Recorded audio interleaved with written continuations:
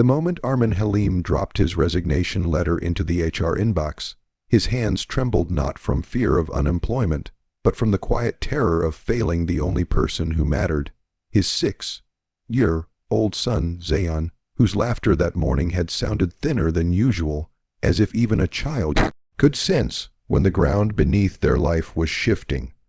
Outside the office windows, daylight flooded the city in a cruelly normal way. People walking fast with coffees and confidence, unaware that inside one man's chest, an entire future was cracking open.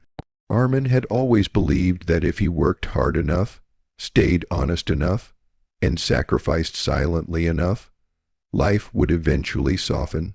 But that belief was tested the day he chose his child over his career and walked out of a job he loved, not knowing if the world would catch him or let him fall. If you believe in kindness, second chances, and the quiet strength of ordinary people, take a moment right now to like this video, comment your thoughts, share it with someone who needs hope, and subscribe to the channel Kindness Story, because stories like this only matter when they are felt together. Armin had not always been a single father. Once, his mornings were shared with warmth, laughter, and 2 cups of tea on a sunlit balcony. But life had rewritten his story without asking permission.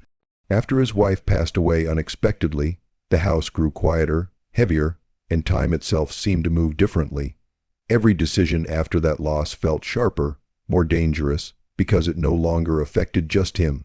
He worked as a senior operations analyst at a fast-growing tech firm, a role that demanded long hours, constant availability, and a level of emotional distance that Armin no longer possessed. His son's school calls became more frequent, his small fevers more alarming, his silences more unsettling. Day after day, Armin sat in meetings while his phone buzzed in his pocket, each vibration a reminder that he was choosing spreadsheets over scraped knees, quarterly targets over bedtime stories.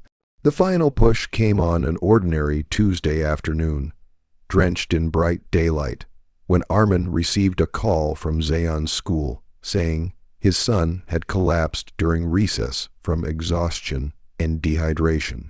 As Armin rushed through sunlit streets, heart pounding, he realized this was no longer about balance or patience. It was about presence. That same afternoon, while the city continued its routine under a blazing sky, Armin typed his resignation, knowing full well the financial storm it would unleash. He told himself he would find something else, something flexible, something that allowed him to be both a provider and a father. But hope, he would soon learn, is not a plan. The weeks that followed were heavy with daylight that felt mocking rather than comforting. Each morning, sunlight spilled through the cracked curtains of their modest apartment, illuminating unpaid bills on the table and job rejection emails on Armin's phone. He tried freelancing, short-term gigs, anything that fit around school hours, but the income barely covered groceries. Pride slowly eroded into anxiety, and anxiety into quiet panic. Zayan never complained, never asked why dinners had become simpler or why Armin smiled less. Children often understand more than they say, and that understanding can be both a comfort and a wound. What Armin did not know was that his absence at work had not gone unnoticed in the way he expected. The company's CEO, Calderon, was known across the industry as sharp, distant, and relentlessly focused on results. But beneath that reputation lived a woman who had built her empire after growing up watching her own mother juggle survival and sacrifice. When Armin resigned without negotiating, without explanation beyond a brief message about family priorities, something about it lingered with her. In a world where people clung desperately to titles and salaries, this man had walked away quietly, almost apologetically, in broad daylight, without drama or leverage, re-asked questions. She read performance reports, peer feedback, and internal notes that painted Armin not as replaceable, but as rare. More importantly, she learned about Zayan, about the hospital visits, about the sudden weight Armin had been carrying alone. And something shifted inside her, a memory perhaps, or a recognition she had long buried. Instead of assigning HR to handle it, Ree made a decision that surprised even herself. On a clear afternoon, when sunlight painted long shadows across Armin's apartment hallway, there was a knock at the door.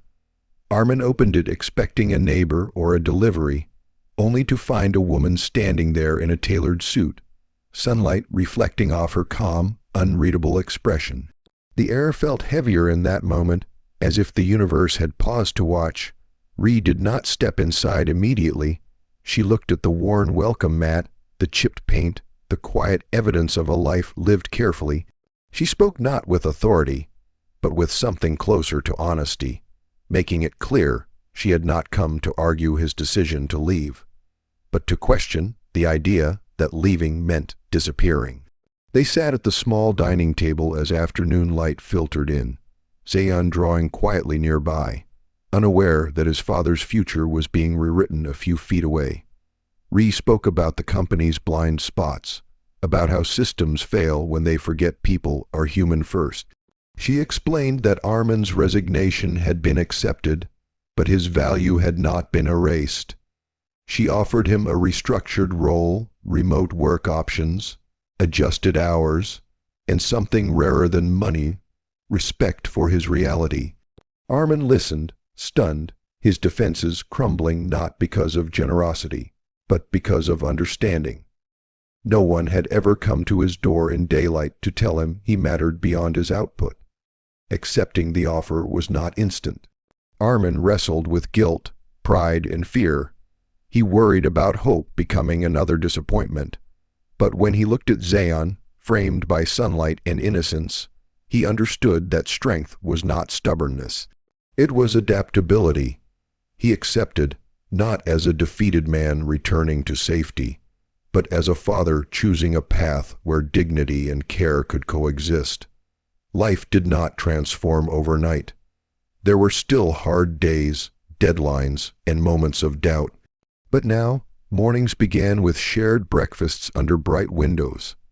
Afternoons allowed school pickups without apology. Work became something Armin did with purpose rather than endurance. Ree kept her word, shielding him from unnecessary pressure, and in return, Armin delivered loyalty and excellence that spreadsheets could never fully measure. Near the end of that year, as daylight softened into a gentler warmth, Armin realized that quitting his job had not been an ending. It had been a signal, a test of values, and the answer that came knocking on his door was not pity, but partnership. Zayon grew healthier, brighter, more secure. The apartment felt lighter, not because it was bigger or richer, but because hope had moved back in. If this story has touched your heart, if it reminded you that kindness can show up when you least expect it, please take a moment now to like this video, share it with someone who needs encouragement, and let us know your thoughts in the comments. Your engagement helps stories like this reach people who are silently struggling. And before this story ends, we have one special request for you. Please comment one word that describes how this story made you feel. As Armin tucked Zayon into bed one sunlit evening, he understood something profound. The world does not always reward sacrifice immediately, but it notices. Sometimes, the bravest thing a person can do is step away from what is safe to protect what is sacred. And sometimes when you choose love over fear, the world answers, not with everything you lost, but with something better.